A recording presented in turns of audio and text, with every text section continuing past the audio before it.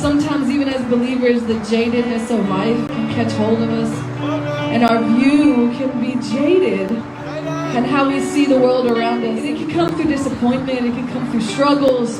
It can come through where we thought God was going to come through in a certain way when He showed up in another. Or it can come through the brokenness we see on a daily basis, the pain, the hate, the rage, right? And we can become jaded. Our view can become seared.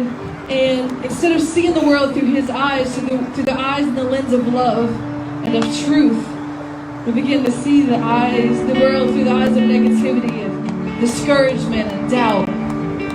But He wants to restore that to us, right? The gospel message is not that we are perfect, but that He gave His life so we could walk in His righteousness. That while we were yet sinners, He commanded His love for us, right?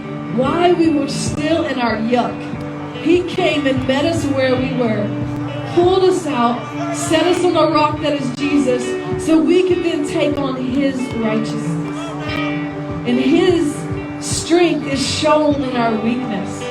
So even when we feel like we're failing, His strength is with us. He is present with us. That is the gospel message, the power of the resurrection. But then that's not where it ends, right? That's where He meets us. But He paid the price for us to walk in freedom, not to stay in bondage. He did not pay the price for us to live our whole lives feeling like we're justified in our sin to stay in bondage. That would be pointless. He paid the price not just to save us so one day we would go to heaven, but so we can live in His freedom and in His righteousness here and today. So if you're still struggling, I want you to know there's more. There's something that's been left on the table, but it's there for you. It's a free gift.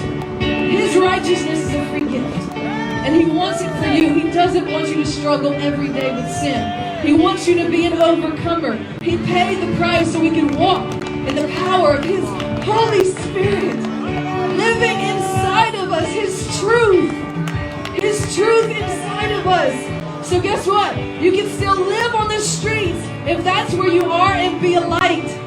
Just because your circumstance hasn't changed doesn't mean the inward man has to stay the same. You can be free from addiction. You can be free from lust. You can be free from bondage. You can be free from mental illness. You can be free from depression.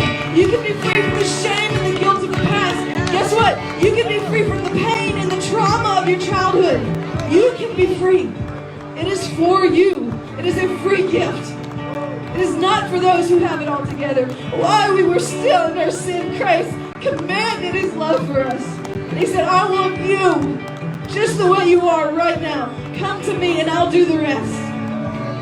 So if there's still a struggle and you still feel like you're in bondage and chains, there's something you haven't surrendered to Him. There's something you've left on the table and He paid the price for the full work. What is the full work of the cross? What is the full work of the price He paid? Bobby says it like this: if you're walking around with shame and guilt and sin, you're walking around with stolen property because He's already paid the price for that. Give it to Him. Give it to Him. Give it to Him. He is there, right here, right now. He's paid the price. His resurrection is so we can walk in resurrection with Him. And that is what the world needs to see. His light, His truth, His resurrection.